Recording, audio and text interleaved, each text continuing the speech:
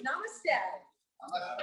I honor the place in you that is of light, love, and peace. And the divine light in my soul honors the divine light in your soul. And good morning. Happy Mother's Day.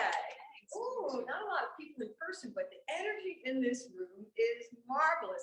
I love that. And you know what? It's so wonderful to connect with spiritual family. You know, I was looking on my computer last night. I've been speaking here for well over 10 years. This has been going on for a while now. It's wonderful. My topic this morning is remember to remember. The world is undergoing a rapid and radical spiritual transformation. We are at the spiritual crossroads of the evolution of humankind. There's a huge shift happening in the collective consciousness of humanity. More and more people are waking up to the divine light within them, their I am presence, that place within that is of divine love. The Bible says God is love. We are a center of the infinite love of God. And so within each one of us, there is a place of wholeness, a place of peace, a place of joy that has never been bruised or battered or bandied about by life experiences. This place within us is our I am presence. So no matter what hardships we may have experienced, within us there is this place of wholeness that is our divine nature and our I am presence. You and I are in this age by divine appointment because we are light workers. We are the light workers who are bringing forward this transformation of universal consciousness. And the movement of spirit within us, it is urging us, nudging us onward, forward, upward, towards a greater awakening consciousness of our oneness with the creator of all that is, and our oneness with all of life everywhere. As light workers, our job is to help transmute the darkness into light.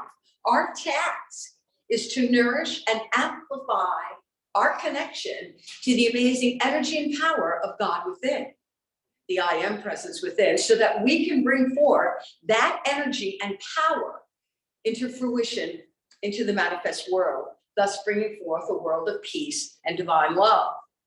The world is in great turmoil right now, according to appearances. There's so much unnecessary suffering in the world. The paradigms that we've been living by are no longer sustainable. The paradigms were miscreated by man. Patterns such as fear, selfishness, or greed, prejudice, doubt, conquest, and the idea, this is the big one, the idea that there's not enough good to go around. And so these old paradigms are no longer sustainable because people are waking up and realizing the interconnectedness of all life. Now, if you were to turn on the TV or you were to go on social media, you can see that there's needless suffering and turmoil in the world. You will see man's inhumanity to man. And as a result of what's happening, the whole world is feeling more compassion for humankind. The feeling of compassion is actually creating feelings of oneness. It is waking up people. And so this big shift is happening and we're on an upward spiral. People are realizing we are truly all connected. We are one with every single soul on this planet. Humankind is moving more and more towards a unity consciousness, a consciousness of oneness. And this is causing what Catherine Ponder, the highly prolific author and unity minister, she called it chemicalization. Who's familiar with chemicalization? Who's familiar? Chemicalization. It's a cleansing process where there's a clash between the old and the new ways of thinking. The example that is often used for chemicalization is having a container of muddy water that represents the consciousness of fear and negativity and doubt that there's not enough at all, and having another container is filled with pure, clean water, representing consciousness of positivity and love and peace. And when you first begin to pour the clean water into the muddy water, what happens? It gets all stirred up, it gets cloudy, and it gets dirty, but eventually that muddy water becomes clear. And that is a good metaphor for what's happening to humankind right now. We are going from dark to light. Chemicalization is happening worldwide because light workers are being and radiating so much light and love right now. Chemicalization is occurring and more people are waking up to the awareness of their oneness and the unity and the understanding that we truly, truly are one family. And as light workers, we understand that inherently we are spiritual beings having a physical experience. And as spiritual beings, we have the ability and power to create. And we co-create with God. Where does it start? In our thoughts, which are then given great power when we speak those thoughts into words.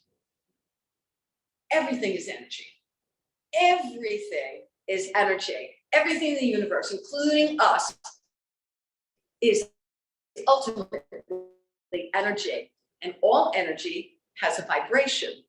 It is with our spoken words that we send forth the vibrational energy, our vibrational energy out into the universe. And this energy automatically attracts to us what is like itself. This is called the law of attraction or the law of the circle, meaning what goes around comes around. And so we draw and attract people, circumstances, and events through the energy and power of our thoughts, but especially with our spoken word. So the question becomes, what are you saying every day? What are you talking about? What are you thinking about and talking about? I'm reminded of the story of Moses in the Old Testament. Remember the story of the burning bush? Moses always had a relationship with God, but it was with an external God. And so Moses, he was at the burning bush and he said to God, who shall I say that sent me? And God said, I am that I am. I encourage you to go home and meditate on that. I am that I am. When I was in cemetery training, I meditated on that one for months before I figured out what it meant. And what does it mean? God said, I am that I am. I am sent me to you. And so what was happening to Moses in that burning bush experience is that he was hearing his inner I am presence. He was having a personal, intimate, heart-connected relationship with the God of his being. God spoke to Moses, telling him the power that would guide him, the power that would direct him, the power that would show him the way through divine ideas, through divine synchronicity, was named I am that I am. And so this indwelling God power was named I am. So that means then that the most powerful words that we could ever possibly speak are I am. I am. Because it's the name of God within you. It is our spiritual identity. And using the words I am will draw and attract and shape and form the circumstances of your life. And so we create our destiny by using those two words, I am. And so when we are saying I am, what we're really saying is it's my essence to be. It is my nature to be. We are telling the creator of all that is, God, the universe, give me more, bring me more, whatever we are attaching to those two little words, I am. And whatever we do is going to be manifest in our life according to the law of the circle. So it's very important that we are mindful of the words that we speak, and especially the words that we attach to I am, because we're saying, universe, give me more. And so this has to do with the third commandment, thou shalt not take the name of the Lord thy God in vain, for the Lord will not hold him guiltless who takes his name in vain. It's all about those two little words, I am. What vibrational energy are you putting out with your words? Are you taking the name of your Lord thy God in vain by using the power of I am in a negative way? Do you say things like, I am sick, or I am so exhausted? Do those come out of your mouth? When the truth is you really feel that way. It's not an I am present. It's not the God nature within you. It's a feeling. Learn. This is so critically important. Learn to differentiate between your feelings and your I am nature. And so I encourage you, really pay attention on a daily basis to what words you're speaking. Pay attention and monitor your speech. As light workers, we truly are transforming the world, reawakening and rebirthing a new humanity and a new earth. And we are the instrument and we are the avenue which peace and love are consciously being brought forth in the world. And all things are happening in tune with the infinite and according to the law of circle. Our job then is to remember consciously, continuously, to connect to the I am presence. Consciously and continuously connect to that pride presence. Ask yourself, what vibration energy am I putting out into the universe that is affecting all of life anywhere? Think of it. Think of how much tremendous power you have with the spoken word. It's important now more than ever. Do not allow any of the negativity or any of the dark influences of the world to affect your life. Now more than ever, it's important to practice good self-care, spiritually, mentally, emotionally, and physically. Spiritually, by taking little extra time to be still in the silence and to do your meditation, excuse me. And when you're doing your prayer work, I encourage you to speak your prayers aloud, remembering that every single word that you speak, every word you speak is sending a vibrational energy out into the universe. And so working with affirmations and making positive I am statements can be very powerful. That we are nourishing our spirit. Mentally, it's important to read and study spiritual books and articles. I love the book that you're doing on Wednesdays. It's my favorite book, actually, This Thing Called You by Ernest Holmes. When I read it, I change the you to I, so I'm reading it as if I'm reading it in the first person. And what's a fun thing to do with that book in particular, This Thing Called You, is you say, God, what do I need to know? Boom, open it up and you will be surprised at your answers. So that's how we mentally nourish ourselves. Physically, we know it's important to give up processed foods, to reduce the sugar intake, and we've got to move our body, and we've got to exercise. What about our emotions? That one is, for years, that one has been like, what's up with that, God? You know, what's up with that? And I've discovered what I believe to be the missing piece when it comes to managing our emotions. It's called havening. Havening. The word haven means a place of safety or refuge.